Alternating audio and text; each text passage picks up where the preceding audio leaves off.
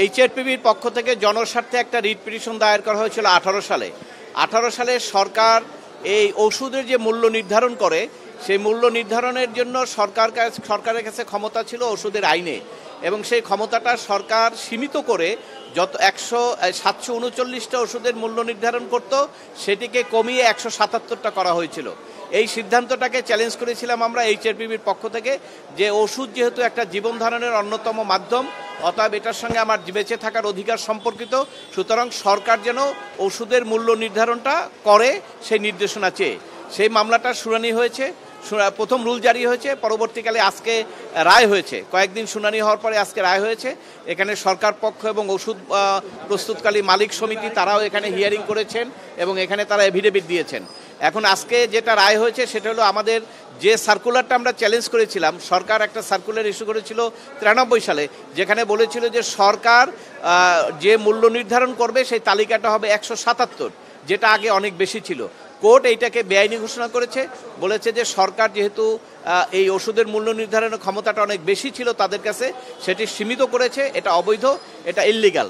তবে তার পরবর্তীতে সরকারের পক্ষ থেকে অনেক কিছু পদক্ষেপ নেওয়া হয়েছে এবং সর্বশেষ এই সরকারের সময় একটা টাস্ক ফোর্স গঠন করা হয়েছে এবং সেখানে তারা আপনার অত্যাবশ্যকীয় জীবন রক্ষাকারী ওষুধের তালিকা করার জন্য বলা হয়েছে।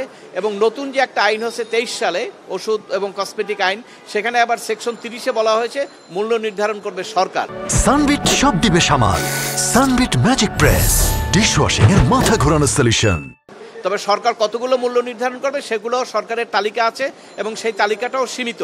এই জন্য আদালত আজকে আমরা যে আবেদন করেছিলাম সেই আবেদনের প্রেক্ষিতে রুল নিষ্পত্তি করে রায় দিয়েছেন যে ভবিষ্যতে যখন এই আপনার লাইফ সেভিং মেডিসিন অর্থাৎ জীবন রক্ষাকারী যে ওষুধ সেই তালিকাটা যে সরকার করছে, সেই তালিকায় যাদের নাম থাকবে সেই ওষুধগুলোর মূল্য নির্ধারণ সরকার করবে এবং আইন অনুযায়ী সরকারের কাছে ক্ষমতাটা দেওয়া হয়েছে এবং সরকারকে বলা হয়েছে এটি করার জন্য।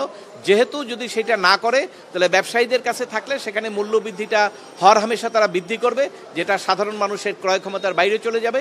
ওই বিবেচনায় আর্টিকেল 112-এ কোর্টের যে ক্ষমতা সেই ক্ষমতা প্রয়োগ করে আদালতে নির্দেশনা দিয়েছেন। সরকারের এই তালিকা করার জন্য সরকার যে টাস্কফোর্স করছে, প্রধান উপদেষ্টার অফিস থেকে এটা করা হয়েছে টাস্কফোর্সটা, সেখানে সচিব সহ অনেকে এটা সদস্য আছেন।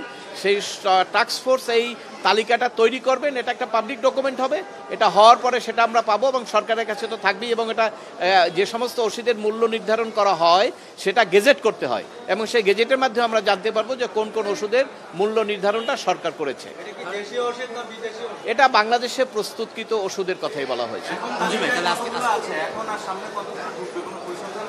না, আমাদের কাছে আমরা তো ওইটাই বলতে চাচ্ছি যে এখন পর্যন্ত সরকারের কাছে যে ওষুধের যে আমাদের জীবন ধারণের জন্য অত্যাবশ্যকীয় ওষুধ সেটির তালিকা করার জন্য সরকার একটা কমিটি করেছে। অতএব এই তালিকা অতি দ্রুত এই তালিকাটা করলেই আমরা তখন বলতে পারবো যদি 100 হয় বা 500 হয় যে এই ওষুধগুলোর মূল্য সরকার নির্ধারণ করবে। আদালত ওইভাবেই দিয়েছেন, যেহেতু সর্বশেষ 17ই আগস্ট এই মাসেই মানে 17ই আগস্টই তারা কমিটিটা করেছেন এই তালিকা করার জন্য। অতএব আদালত ওই তালিকা ধরেই বলেছেন যে তালিকাটা হওয়ার সাথে সাথে ওই তালিকা অনুসারে এই মূল্য নির্ধারণটা যেন সরকার করে সেই নির্দেশনা দিয়েছেন।